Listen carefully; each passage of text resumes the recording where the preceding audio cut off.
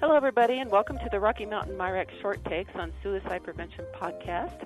I'm Melissa McHarg, and today I'm joined by Dr. Mike Haynie, and he is the director of the Institute for Veterans and Military Families. Welcome, Mike. I'm so glad you could join us. I'm thrilled to be here. That's awesome. Okay. Well, I want to invite our listeners to go ahead and explore the IVMF website, and we will give links to that as well as the transparency report that we're going to reference in here because there's some really good information and resources on there for veterans, service members, families, and also providers. Today we're going to focus kind of exclusively on one aspect of IVMF, and that's AmericaServes. And some of the highlights that we're going to cover will include harnessing the power of collective impact in practice, facilitating a common agenda among community partners to better serve veterans, the AmericaServes kind of Peyton Manning, which would be the coordination center, the use of shared measurement and its impact, and finally, bettering outcomes through transparency and accountability. So let's just jump right in. So the IVMF AmericaServes initiative was born on the East Coast. And Mike, I'm wondering if you could tell us a little bit more about its origins and sort of the main challenges it's seeking to address. Sure, I would be happy to.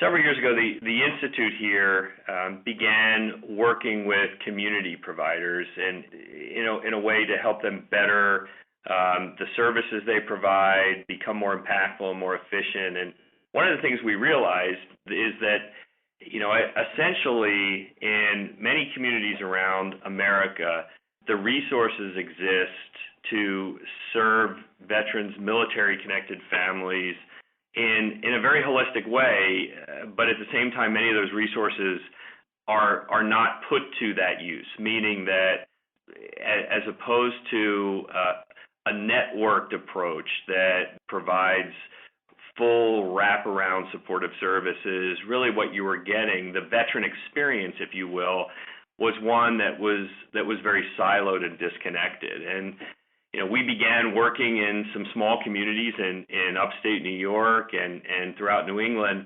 essentially helping communities build networks of supported services. The idea of taking a collective impact approach, if you will, such that if we create a networked means of service delivery such that it doesn't matter where the veteran enters the network in any one of these organizations, but by entering, they instantly have access to the full range of services represented by all of the network participants, that you create a veteran experience in a community that both leveraged public and private sector resources, and at the same time, the value of that network became much more from the veteran perspective than the sum of its parts. So, essentially through this work, we came to recognize that navigating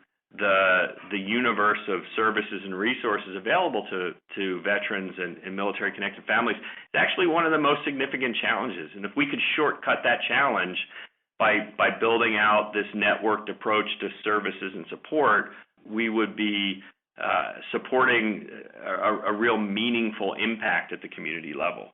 That makes a lot of sense, and that's really interesting. I think about our work here, and I think that sometimes there's kind of a perceived lack of resources when sometimes it seems more that maybe what is needed is just kind of awareness, even among providers, of what is available that they might not have recognized, and then also be able to coordinate in a way that you have kind of mentioned here. Absolutely. I think that's one of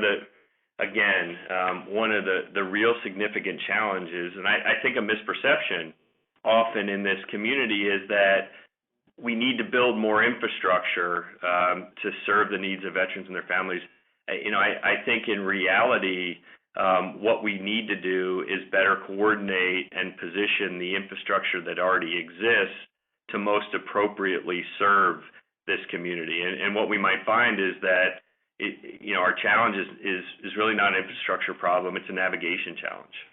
So it sounds like what you're describing is kind of a shift in how we visualize even the problem. Yes, I think that's true. And from the perspective of the service provider, and I'll use the not-for-profit community, I think, in years after 2001, there has been a tremendous amount of goodwill focused on this community, and that really contributed to the rise of sort of the not-for-profit veteran serving organization.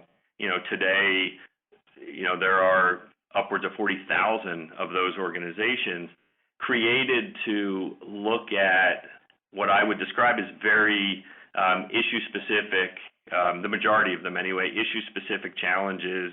But truth be told, that is a limiting lens, I would argue, from the perspective of the whole person. And often when you see and experience a veteran or military-connected family experiencing a challenge related to employment, financial stability, homelessness, often what you also see is that there are other challenges that are represented by that veteran or in that family. And if we take a holistic look and build models of service delivery such that you're really looking at the whole person and providing supportive services and resources that represent the universe of challenge and opportunity, you're able to deliver to the veteran a more robust set of services and resources positioned to address their needs. So obviously what you're talking about would require a really high level of not just collaboration but coordination to be able to provide services in a holistic way that you're talking about there. How does AmericaServes reach that level of coordination required? That's a great question, and it actually cuts right to one of the core must-haves, if you will, to create a successful AmericaServes network, and that is it really has to be about the community and the needs of that specific community. In other words, when we go into a community at their request to help them create a Serves network, take Pittsburgh or Charlotte, what we start with is understanding the unique needs and situation that is represented by veterans in that particular community. And we work with the community, honestly, for months and months, really understanding the diversity of need, the scope of need, and also the infrastructure that exists in a given community to address that need. And we ask the community themselves to really play the leadership role, if you will, in defining and answering those questions. And I think that makes all the difference in the world, because what we're again fostering here is ultimately community ownership of the network that will result from this process. And when we start there, what it does is I think it situates long-term, or it seeds long-term buy-in from the community that this approach makes sense. But that said, the other thing I think that really drives and has driven the success of these networks is enabling technology. The other thing that we bring into the community is a technology and a platform that allows all of the different veteran serving organizations in the network to share data, share resources, share information, make referrals to each other inside the network. The example I give at take New York City, where we have a very robust AmericaServes network up and running. The difference between the old model, the new model, in the old model, the veteran, let's say, looking for employment services would enter the one-stop job center run by the city and say, I need a job, and they would do an intake of that veteran based on finding that veteran a job. Today, that veteran walks into the one-stop job center, which is part of the New York City Serves network, and they do a holistic intake of that veteran that extends beyond simply the employment situation, and they come to learn that while that veteran needs a job, that veteran is also living in their car and has some financial challenges and et cetera. And that veteran is instantly referred out to the other providers in the network that can help, whether they're public sector or private sector, that are positioned to help address some of those other needs at the same time. And essentially what you get here is a very efficient use of resources and a dramatically improved experience on behalf of the veteran. Yeah, it definitely sounds like that would be a much better experience for the veteran. And from what I understand, the veteran could also initiate this process on his or her own online as well? Yes, and the self-referral process, I think, is a very powerful attribute of the SERVES network. For each of the SERVES communities, the SERVES network is actually accessible by the veteran themselves. They don't need to be referred into the network by another organization, but they can refer themselves into the network, honestly, without ever leaving their home. It can be done online, and it's interesting what we have found in the communities where we have worked to bring these networks to life is that the self-referral process creates both the pathway and the motivation for many veterans who otherwise would not have taken proactive steps to seek service to actually demonstrate or exhibit service-seeking behavior, meaning that we have folks who otherwise would have not been in a position in their communities to be served, who are now being served in very comprehensive ways. And it sounds like it could also potentially be something that could help kind of mitigate any kind of stigma that might come with help seeking as well. Absolutely, and an important aspect of the model is that it integrates into the service provider network not only those organizations that traditionally serve veterans, the veteran serving not-for-profits, the VA, the Department of Defense, where they have facilities and services in different communities. Certainly those public sector entities are part of our network. But I think what's really powerful is in the overwhelming majority of the SERVES communities, there are providers in the network that are not traditionally known for serving vets, but at the same time have resources that are uniquely positioned to serve members of this community. So in a way, these served networks also work to bridge, if you will, the divide that often exists between the military-connected community and civilian society more broadly, because you have veterans seeking services, receiving services in settings and from organizations that traditionally have not in the past served veterans in a purposeful way who are now doing so. Right. Yes, and as you say, bringing those all together is going to provide a much more powerful experience for the veteran than if one individual organization is trying to do it all themselves. Another important aspect I understand of how the AmericaServes work is kind of what we talked about before, the quarterback, which is the coordination center. I'm wondering if you can tell us how the quarterback works. So I think the quarterback, it is the right, our coordination center, it is the right metaphor, the quarterback. Essentially, what sits on top of these networks of service providers is an entity or an organization responsible for being the shepherd of a veteran through the system, but at the same time serving as the coordination, the coordinator of service provision, if you will, on behalf of the providers in the network. Meaning, for example, the coordination center handles all of the referrals between individual service providers. So in my previous example of the job center down in New York City that realizes that in addition to employment services, this particular veteran, also could benefit from services related to chronic homelessness, that referral goes to the coordination center, and then the coordination center makes a referral to another provider in the network who is positioned to address that situation. Why they're important is, one of the challenges in this community is many of the nonprofits and other organizations that serve veterans broadly, because of the way, for example, sometimes they're funded or the demographic segment of the population that they're focused on, not all organizations serve all veterans. Let's take an organization that is funded to serve post 9/11 veterans.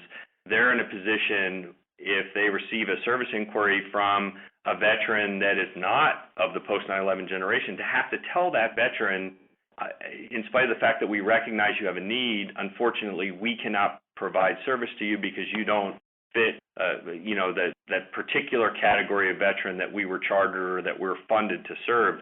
That situation would never happen in an AmericaServes community, because what the Coordination Center does is they understand the requirements and the limitations of all of the providers in the network. So when they get that referral for that vet who walked into the job center in New York City, they understand also who that veteran is as a whole person, and would never make a referral out to a service provider in the network that isn't able to provide the exact services that veteran needs. So I guess what I'm saying more concisely is that eligibility criteria is never a challenge in these communities, because the Coordination Center serves to essentially make all of those determinations on behalf of the veteran, so they are always referred to a provider that can serve them. The Coordination Centers really are it's the heart of the network and provide a very important function. That's really interesting. And is the Coordination Center, would that be a pre-existing organization already in the community, or is it something that's created as a new entity? Most often it's a pre-existing organization in the community, but our model is to actually issue a request for proposals in a given community and have different organizations actually compete to be the Coordination Center. And why that's important is it creates a level of accountability that I don't think you typically see in the non-for-profit sector. The mechanism of a proposal allows us to put certain standards of performance in place as expectations that the Coordination Center is accountable to. In most cases, what you get is an organization that already exists in the community, but that is not necessarily always the case.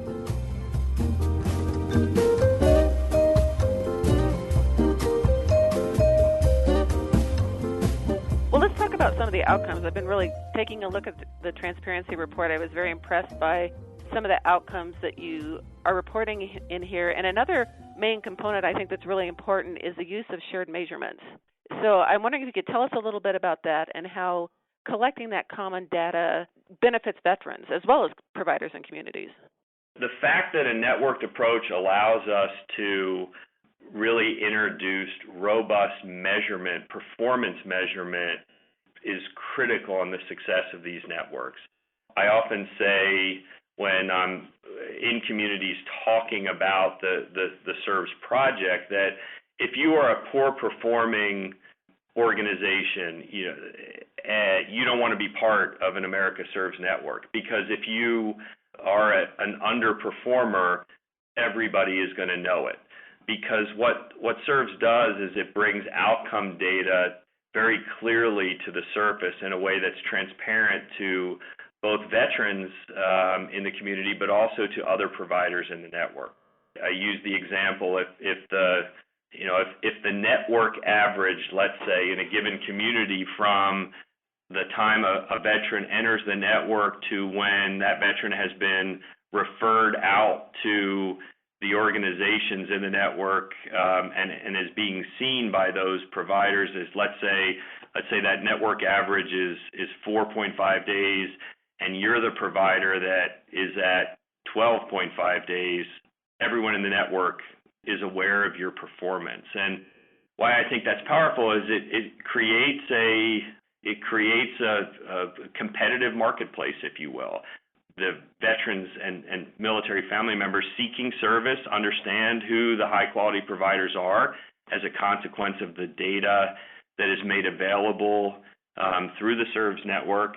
It also creates a situation where those other organizations that are in a position to support service provision in this space, let's say, donors, foundations who want to fund given organizations, It makes them more empowered to make smart decisions with regard to their philanthropy. It also gives us an opportunity to do better. When you look at the network performance data that is generated, both the performance of the network and then also the outcomes realized by veterans as a consequence of receiving services from these organizations, we can see in a given community where the gaps are. We can see that one of the challenges that we face as a community is we need to get better at dealing with homelessness. We need to get better at creating pathways to employment for our veterans and transitioning military members. That those gaps in service provision become very clear when you look at this data from a systems approach as opposed to within individual issue silos. That sounds like an extremely powerful approach and a very powerful tool for communities, which kind of leads to my next question. From your map, it looks like the AmericaServes communities are mostly on the East Coast right now, but I'm reading in the report that you're going to be adding 15 locations in 3 years.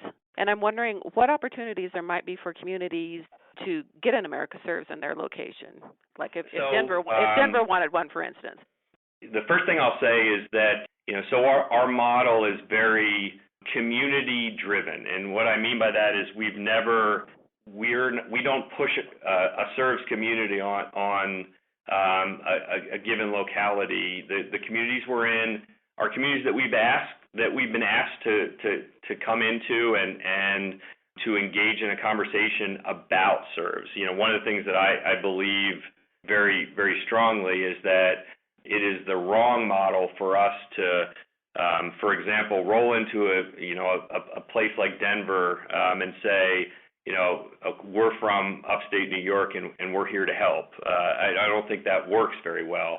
But instead, what we will do is sit down with the community and community leaders and not-for-profit leaders in a given community and talk through how these networks work and the conditions under which a given community is ready to take on creating one of these networks. And one of the first steps in that regard is really doing a landscape analysis, if you will. What are the needs of veterans in your community? What infrastructure exists to serve those needs?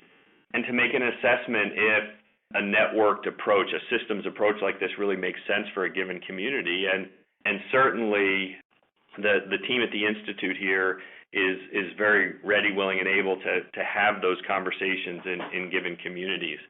You are correct that while we start on the East Coast, we are introducing, one of our newest service communities will be out in the Pacific Northwest in the Seattle-Tacoma area, and we're very excited about the opportunity to introduce what we've learned to new communities around the United States in an effort to better serve veterans in those communities. That sounds very exciting. And if a community was interested, is there a place on your website, for instance, where they could initiate a conversation? Or yeah, I think the easiest thing to do is to simply contact the Institute for Veterans and Military Families right through the webpage. There is a contact page on the webpage, and Colonel Retired Jim McDonough, who is a director here at our institute, he is the brainchild and the energy behind AmericaServes, and he would be very happy and willing to have a conversation with any community that's interested. That sounds terrific.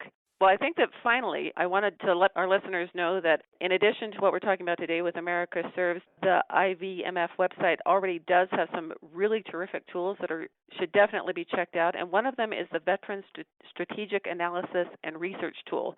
Can you give us a snapshot of that and how it could be helpful to clinicians or just communities in general? Yeah, the VSTART and some of its related tools, as you described, really are powerful and I think valuable, particularly for individual communities, not-for-profit leaders. Essentially what we've done is created a set of interactive tools on our website that allow you to look very specifically inside your community at the veteran population as a function of bringing together multiple sources of external data and visualizing that data in a way that is very clear and simple and allows you to answer questions like, if you wanted to know in El Paso County how many veterans between the age of 20 and 30 are unemployed within a certain set of industries, for example. You can answer that question with these tools with just a couple simple little clicks. Or if you wanted a snapshot of the state of Colorado, let's say, with regard to the entire veteran population as a function of education level, disability level, unemployment and employment, and what industries veterans are employed in, et cetera, you can create a statewide snapshot using this data and the VStart tool. So I certainly encourage anybody to jump on the IVMF website, and the tools are readily accessible and free for anyone to use. Yeah, that's awesome. I'll just add my own endorsement. I actually used VStart just yesterday, literally, and it is very easy and, like you said, extremely helpful. Again, I really want to thank you for joining us. I think this information is really exciting, and I'm just wondering if you have any final thoughts about anything that we haven't covered so far. Not particularly. I think this was a great conversation. I will add one more. In addition to the VStart tool, for the better part of 5 years, the Institute here has been creating another project called a research brief, where we take academic research, data-driven research that is focused on issues impacting veterans and their families, and consolidating that very academic research into one-page summaries of different issues impacting this community. Fast forward to today, we have over 200 of those research briefs that are accessible in an online library on our website, and really they're out there to help members of this community, both veterans but also providers, make smart decisions. And I would encourage folks to also look at this research brief library. It's accessible and searchable by different topic areas: education, employment, homelessness, mental health, on and on. So I would encourage you to take a look at that resource as well. Wow, that's really interesting. Especially being in a field of research here ourselves, we realize how sometimes there's kind of a gap between what we find in the research and actually getting it out to the folks who can actually use it. So that sounds terrific. Wonderful. Well, very much enjoyed this, and thank you very much for the opportunity. Thank you as well, and hope that maybe you can come and join us later when there's more cities up and running. And in the meantime, I want to thank our listeners, and we appreciate you listening. And please do, if you want to learn more about AmericaServes and IVMF and the tools that he's described, we will provide those links along with the podcast. And we hope that you'll reach out to us with any comments or questions that you might have about this work. And also, as always, please take a moment to subscribe to our podcast and share it with your colleagues. So that's it for this time, and please join us for our next podcast interview about important work on suicide prevention and related topics.